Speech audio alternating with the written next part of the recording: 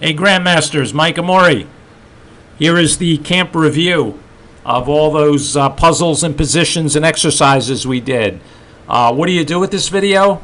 Hopefully you never watch it and delete it, or occasionally open it up and try to remember the answers to the puzzles. Do you have to memorize things? You do not. It's going to go very fast, so pause the video every time you see a new position pop up. Try to remember the solution and then watch me play the moves. There will be very little explanation. Puzzle 1. Forced checkmating attack, simply by sacrificing the rook. There was nothing that black can do because white had 5 attacking pieces. And just let the moves go over your eyes again. We had a discovered check here, which we did not use. Instead, we checked with the queen to force the king up into deeper into our position, and then a simple checkmate. Pause the video.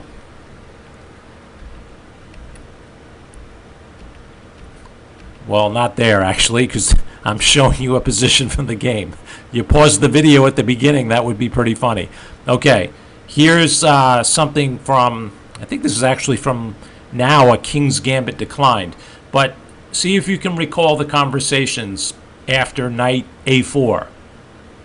The idea, white trying to get the 2 bishops.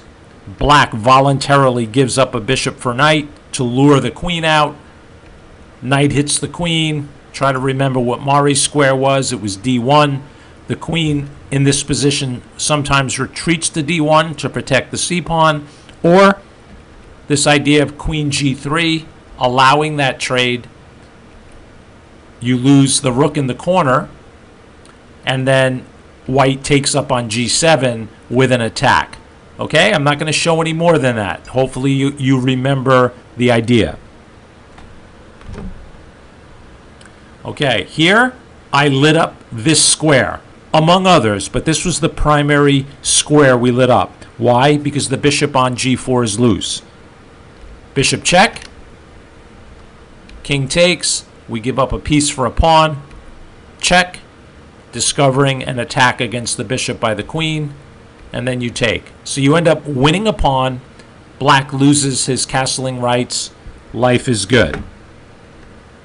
Aha, here. This king is going to take this pawn. There's no way to prevent it. The idea was to actually make the move king h8 and come behind the king with the idea. Notice they're coming down in a knight's distance, so that when they take the pawn, we have to play the move king c2, locking in the black king and actually forcing a stalemate when you have nothing on the board. Very cool. Okay, so simple. Queen and knight checkmate. Do you need to know this? You do not. Why did we teach it? Just to teach coordination between queen and knight. Start with a knight's distance, force the king to the top or edge of the board. It doesn't matter which frame he touches. Cut him off, and then we're going to walk the king into the corner, leaving him 1 square, just like you see, and then move the knight to any of the 4 squares from the line the king is on. So in this position, he's on the top line. Actually, he's also on the right line because he's in the corner. But you'll notice if the knight is 4 boxes away, so 1, 2, 3, 4, there's no chance of stalemate. And then you very simply just force a mate in 2.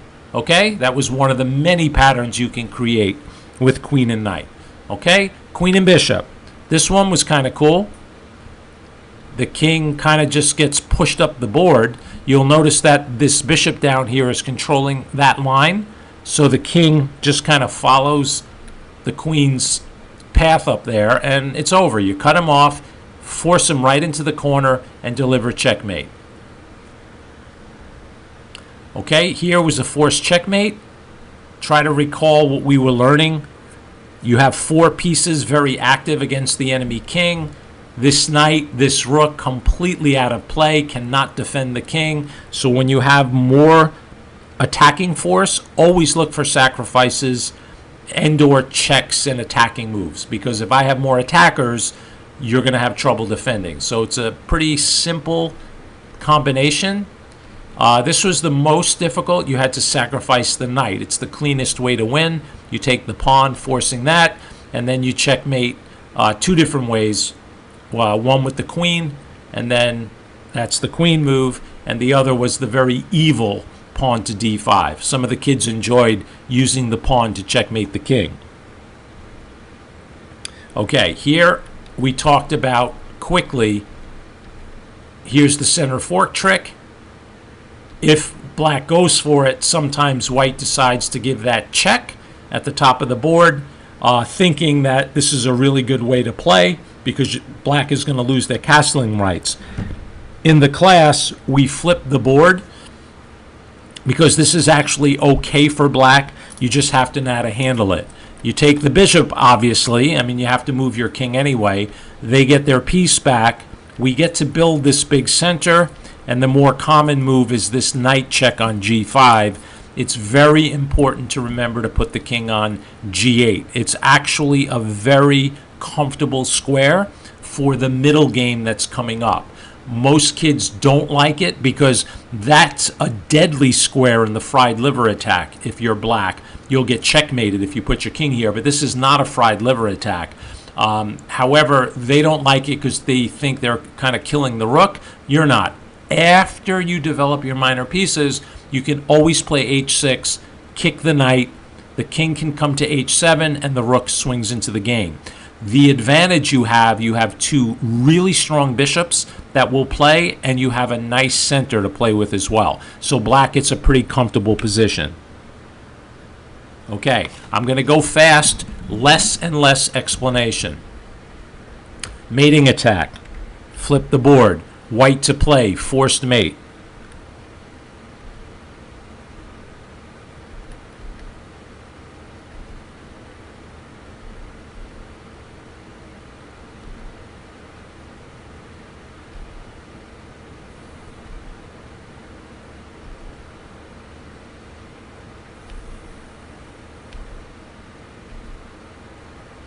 Pretty nice. Okay. Here, oh, remember this one. One of the most famous queen sacrifices in history. I think it was me who played this. Yeah, just kidding. You see it? We're going to sacrifice the queen on h7, and we're going to mate this king on g1. Absolutely incredible. Queen sack. She has to be taken. Double check. King has to move. If he goes up, if he comes up, we mate him in one move. So he comes down. Knight check, forcing him here. Pawn check. And every move is forced. Just a beautiful combination. Check again. King comes down. Check with the bishop. Only move king g2. Check with the rook. King comes to g1. Absolutely incredible. And most of the evil kids in the room wanted to castle, which would be checkmate. I think in the game, white played king d2, checkmate. So how often do you see king d2 checkmate on white's score sheet? Okay, pretty cool. This one, let's flip it. Black to play and stalemate the king, but not the game. You play bishop to b1, white can only move the b pawn. When they do, you take en passant. The pawn runs. Every time I say en passant, I feel like I know I'm mispronouncing it. Heaven only knows what I'm really saying in French. There's probably some kid who speaks French who's really annoyed. And that's checkmate. We also talked about, I mean, these kids were just so evil. They were talking about just moving your king back and forth, letting white put a queen on the board, and then checkmating them with a pawn. You can do that at the camp. It's fun. But in a tournament game, just checkmate the king. Okay, black to play. Simple mate in tree. There we go. 1, 2, 3. When you see the solution, stare at it for a minute. You can also put another memory marker in your head. Those final checkmating positions or winning positions are pretty good to know. Okay, next. I don't remember myself. Oh, yes, of course. Here we go. This is white to play, so let's give it a flip. And here we go. So you sacrifice the queen, forcing the rook to take here. And when the rook takes, we have knight e7, deflecting the king, and there's your checkmate. Really nice pattern to know. Okay, here, black in big trouble. Let's flip it. Black to play, and what? You remember? Yeah, you need to give away your rook. And you just keep giving away the rook until they take it. And when they do take it, it will be stalemate. Okay, that's a really common trick in chess, where you'll see players who are completely losing who notice they have no material left but the king. Well, if you happen to have something left, like a rook, try to get rid of it, and then there's a stalemate. Okay, here, I remember, I think Serafina found a faster way to win. You can probably just push this h-pawn. It is white to play, so I will flip the board. But in the game, the master just played rook to c8, immediately challenging the rook, and you're taking advantage of the pawn in the 7th rank.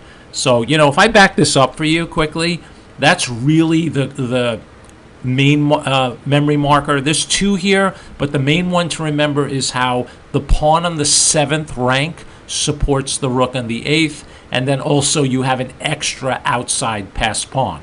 If I can get rid of the rooks, and this pawn is going to queen, of course, black has a very dangerous passed pawn as well. The problem is, once you put a queen on the board, you'll have enough time to actually take these pawns and still stop this. So I think the line we looked at in the camp was this one.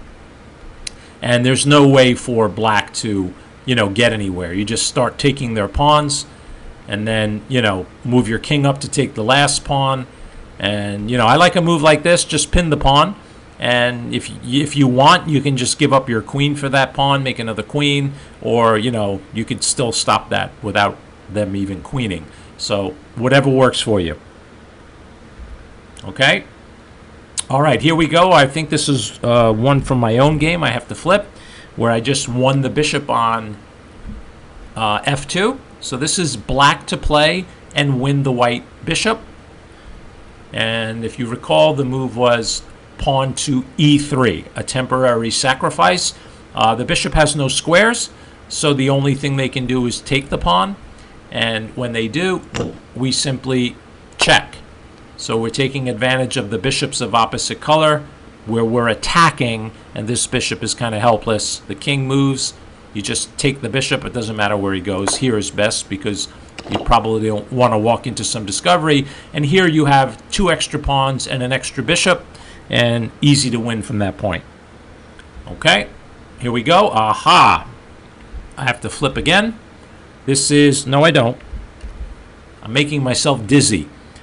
This is the end of one of the most famous combinations in chess history. Paul Morphy with the black pieces sacrifices his queen on f3. Do you remember the queen sack? But what was the memory marker? The fact that we had 1, 2, 3, 4, 5 pieces that can attack the quadrant upper left. Quadrant 4. See these 16 squares? Every white, black major piece, minor piece can, in one move, get into this quadrant at some point. And when you have 5 pieces attacking one zone, you really should be looking at sacrifices. They're not always going to work. That's why you calculate. Queen takes. If you don't take the queen, you play the game down a piece. So remember the continuation. Check. King in the corner. Bishop h3, threatening a little mating pattern. The king had to be given a square. So Morphy does this cute little trick with the bishop. Discovered check, forcing the king here. Now he forces the king back into the corner. There were other ways to win this position, as the computers and grandmasters found out over the years, but what he did was pretty good. And now he just snap off the pawn on f2, and there's no way to stop the mate on g2 unless you give up your queen, which he took, and then post the rook on the second rank, or your 7th rank.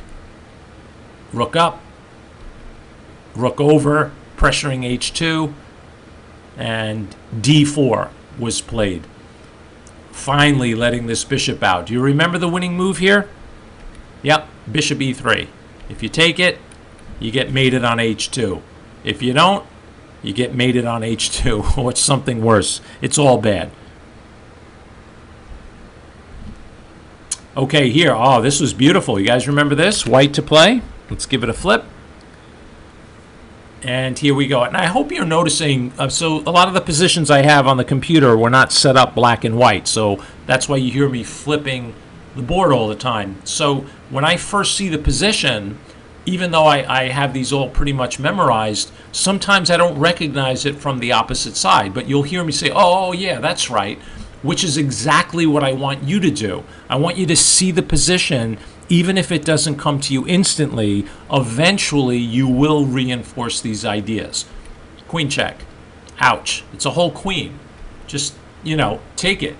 If you don't, if you come here, you get checkmated on this square. So when you do take, the whole idea was to get hit with this dark squared attack.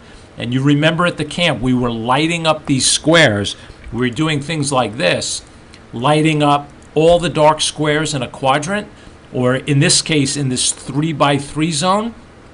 And you'll see that that is really, really powerful when you can do that. And you'll notice that the queen and the bishop are kind of dominating these white squares, but that's not where the action's taking place.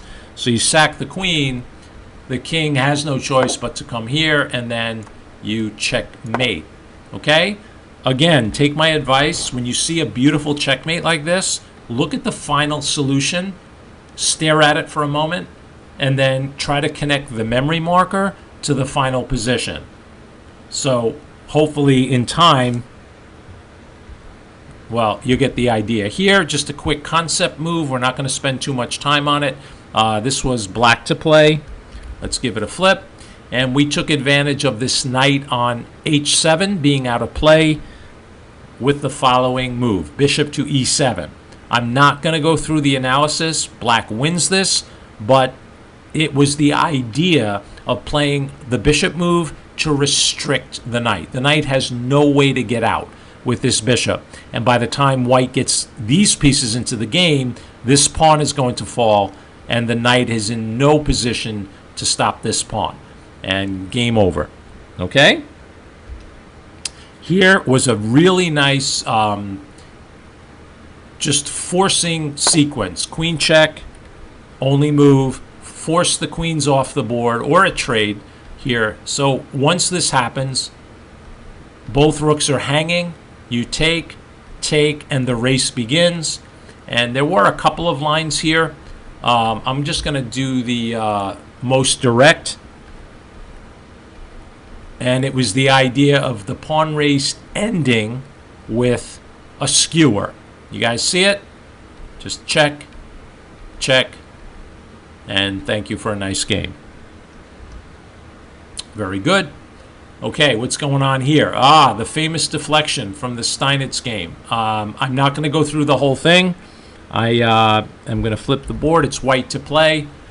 Whenever you have a situation where only one piece is protecting the queen and she is in a face-off with the other queen, if you can deflect her, if you can deflect this king or knock him away, you win the queen, and that happens with the move rook e1. Again, I'm not going through the analysis to save a little bit of time.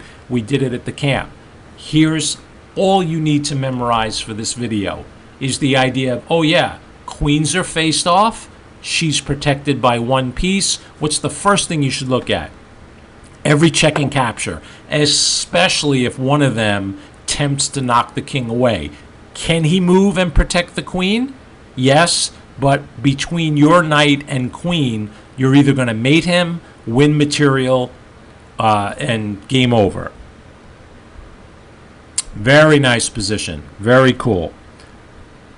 Pawns are equal. We push. If they push right away, this was the question: do we take the pawn here, or do we push past? It's a very big decision that has to be calculated. So in this position, if you remember, you take the pawn. The reason is, if the race continues, just like in the last example, when you queen, it's check. And there's no way that black is going to save this game. Even without this pawn, you can win this with white. But if they move out of check, threatening to queen, you can always sacrifice this queen for this pawn and run this up the board. Or if you know the technique of stopping a pawn on the 7th rank, you can do that as well. Okay? This one, really difficult. It's white to play, and it was a question of moving this pawn 1 or 2 boxes. The correct idea was to move it 1. And the reason we move it 1 is black needs to follow or do something with their king. The only moves that make sense, so I'll give one line here, king b2. Now when you push the pawn, you'll see that the black king is in the way of this pawn, or if in this case, if they take you, now the king is standing on the same square, or line rather, that you're going to queen on. What does that do? Well, it creates a situation where we have a forced mate. Now look at that again, because I went a little fast there. Let's back it up. Okay? Watch the race. Queen, queen. Now, what to do with the king? You're going to stay near your queen, and the problem is this is a very, very common position. When the king moves in, it's a cool move. Black is in zugzwang. Whatever they do, they lose. I'll leave this on the board for you. Okay? Here was a... I'm just going to show you the moves and get you to a marker in a moment. So here, white pushes the pawn, and it's black to play and win. So what happened in the game was the king sacrificed a pawn so that this pawn could eventually roll down. The problem is, when your king starts getting active and you start pushing your pawns, eventually that bishop's going to move out of the way, and then you have a nice little trick. Watch this for a moment. Bishop, you need to tempo, and now a simple check, king takes, and then block with the knight. You see the technique? Let me back it up again. Right here. The bishop is the only piece that can stop this pawn. And it's critical that you keep this square under control. Now, from here, this is the true start of this position. It's this little maneuver. Again, check, forcing move. Take the pawn, block. And if the bishop takes the knight, king takes, you're going to be way too slow. And that's it. You're going to be able to get the queen in front of this pawn, and that always wins for the queen versus the pawn. Okay? Okay, let's give it a quick flip. And this is white to play and win. For some reason, my board is not flipping. So let's do it by hand. There we go. White to play and win. You guys remember this?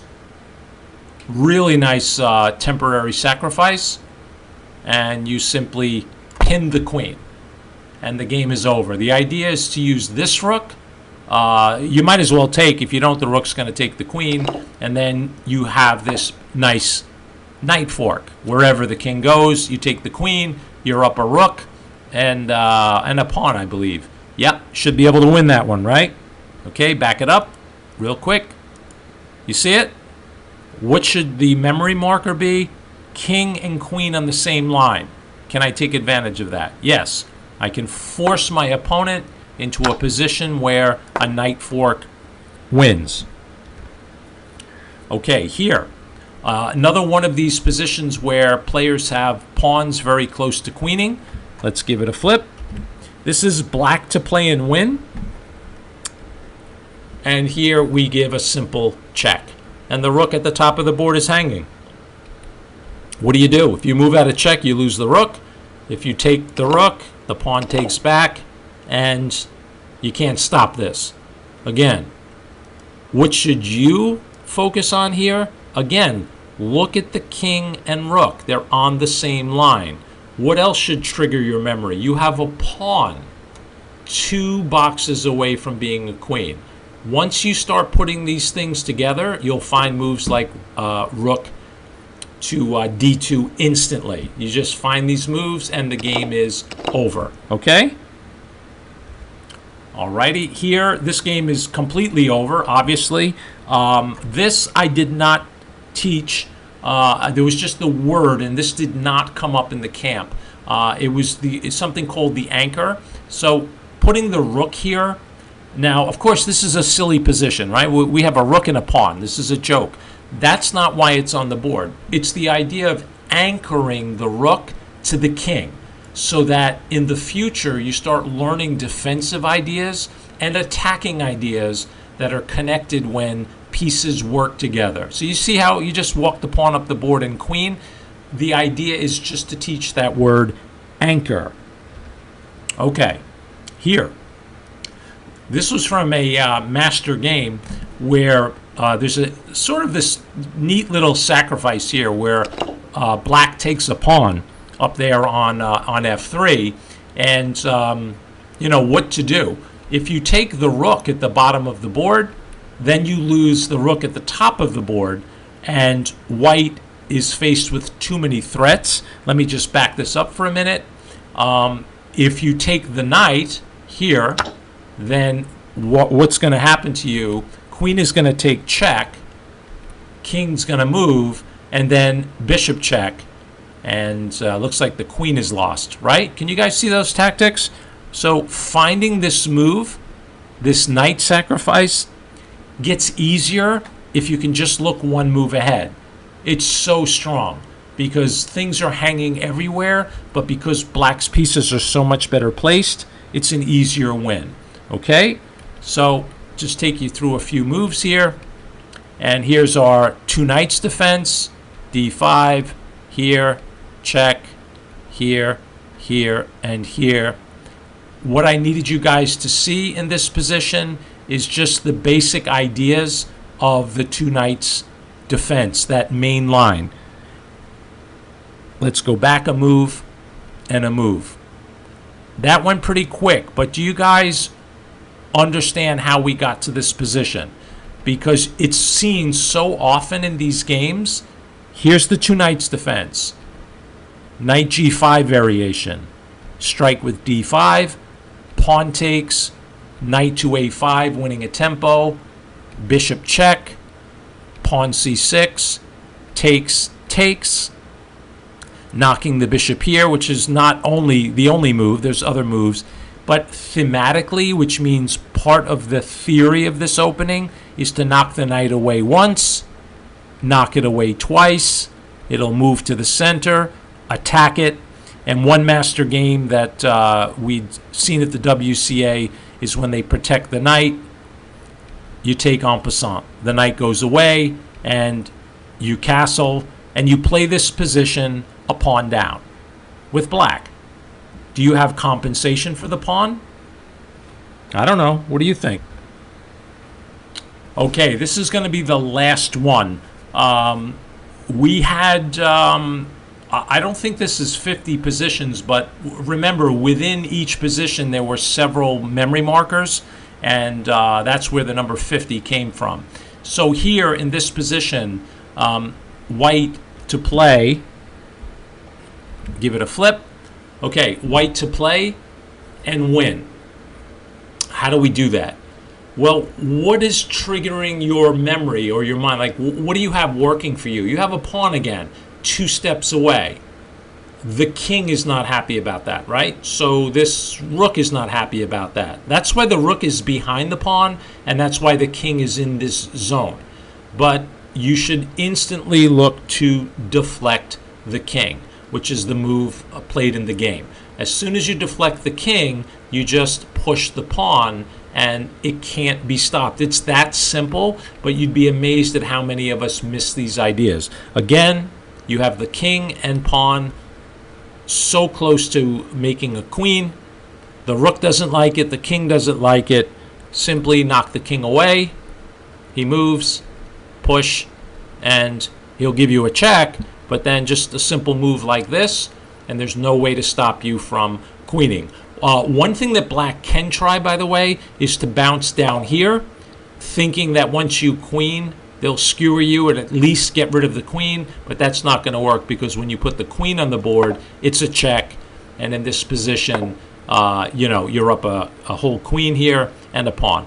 So game is clearly finished. All right? Okay, Grandmasters, you're the best.